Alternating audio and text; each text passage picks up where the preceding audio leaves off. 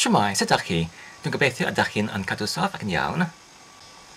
Ychydig o dyddiau yn ôl, roedd ni'n cyflwyno neu golygu yr fersiwn Alman o'r bath o'r diod yma, yr hylif alpro. Heddiw, dwi'n mynd i gwneud yr un peth i golygu yr fersiwn arall o'r diod, ond y tro hon, dwi'n mynd i olygu y blas oat o'r diod alpro.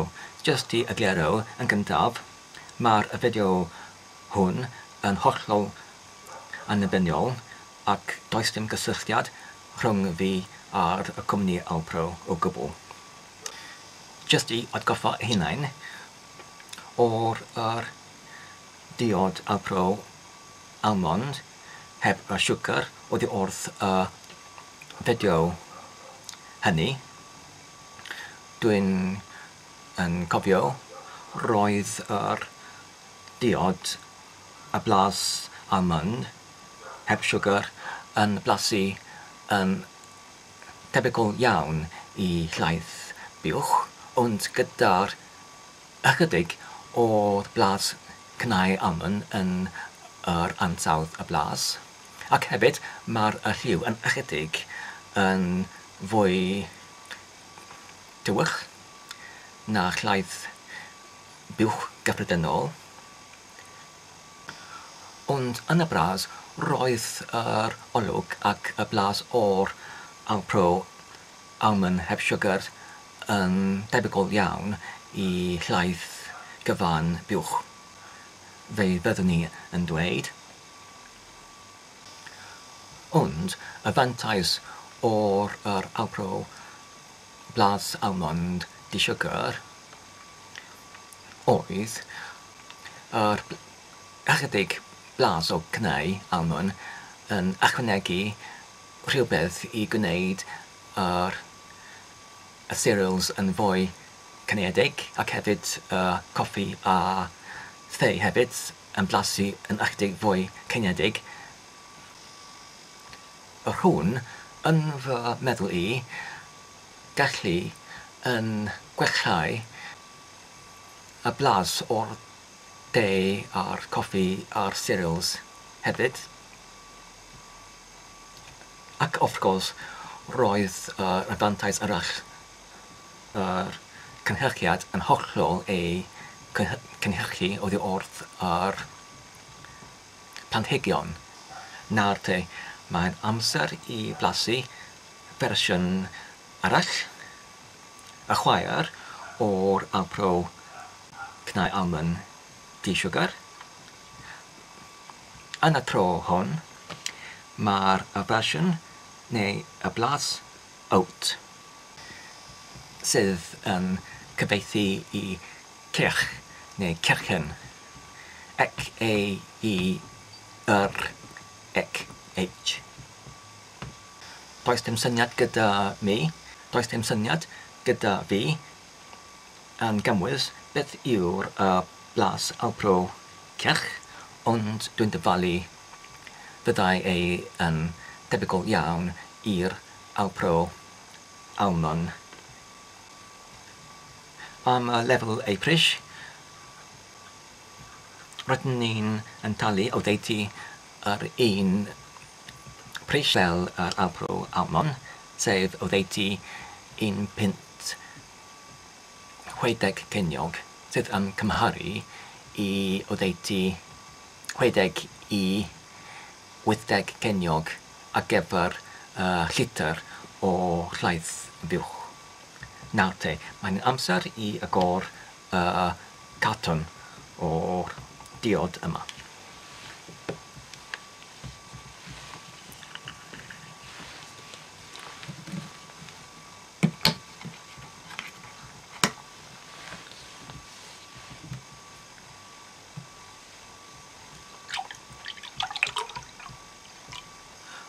Wel, yn fy meddwl i, mae'r hwn yn edrych yn gymwys fel yr llaeth cyfan buwch gyda'r un fath o hifynaidd gwyn, ond oes yna unrhyw beth o gwahaniaeth o gwbl, byddwn ni'n dweud, efallai byddai hwn yn edrych yn ychydig yn fwy llwyd yn lliw, ond unig yn ychydig. Ar y fras, mae'n edrych yn gwmbws fel llaeth buwch gyffredin. Nawr te, I blasu fe. Iechyd da.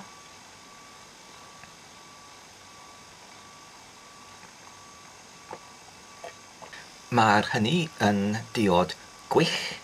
Mae'n yn cymwys siwgar, felly mae'r blas yn ychydig melys ac mae'n hyfryd I yfed. Mae'r blas ar y cyfan yn debygol iawn I blas llaeth buwch, ond gyda'r ychydig o ansawdd y blas o uwd oherwydd y cerch yn yr diod. Fel diod yn le o llaeth buwch, byddwn ni'n hollol argymell y diod hwn I eraill, oherwydd mae'r blas mor hyfryd gyda ychydig o melyster. Mae hi'n yn y gwedrodd fel hynny. Mae'r diod sydd yn blasus ac yn adfywiol ac yn wych. Nawr te, sut mae ei gyda'r cereals a choffi a the?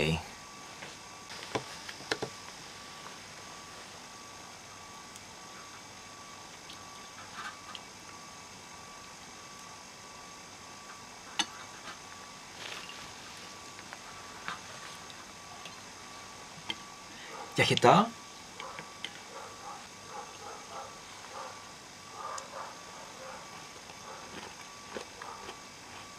Yn y fras, mae'n edrych yn cymwys fel llaeth buwch ac mae'n blasu yn fras fel llaeth buwch, ond gyda'r ychydig o blas uwd yn fe.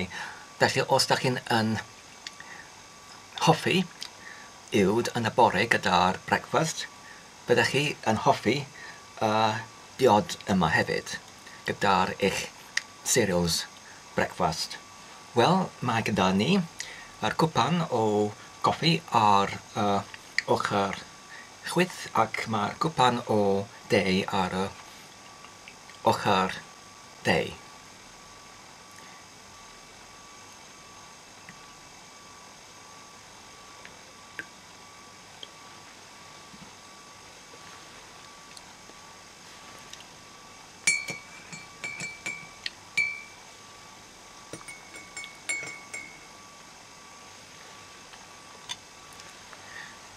Yn gyntaf, y goffi.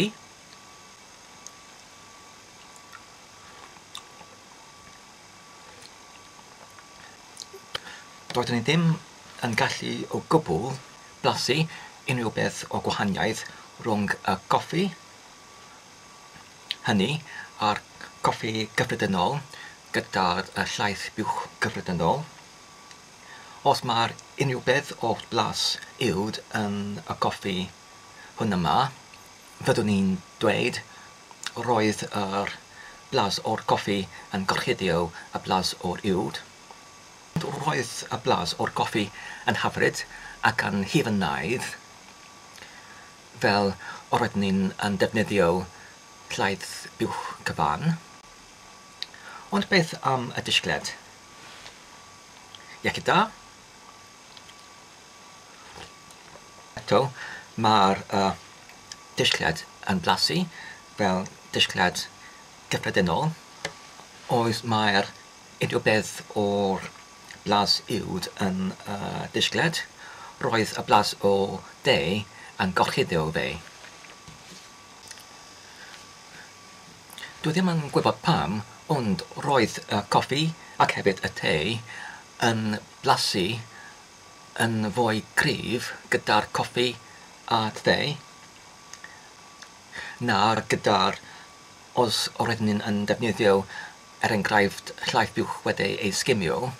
Efallai roedd yr ychydig blas o uwd rhywbeth oedd yn cryfhau blas o'r goffi ac o'r te, ond dwi ddim yn hollol siŵr. Ond beth bynnag, roedd coffi ac hefyd disgled hefyd yn blasu yn wych gyda'r diod hwn yma. A dyna ni, yr alpro gyda'r blas ceirch neu oat, ac dwi'n mor falch o wedi ei darganfod ef. Dwi'n gobeithio da chi'n wedi ffeindio y fideo hwn yn defnyddiol ac hefyd yn mwynhau. Diolch yn fawr am eich gwylio. Tan y tro nesaf, hwyl.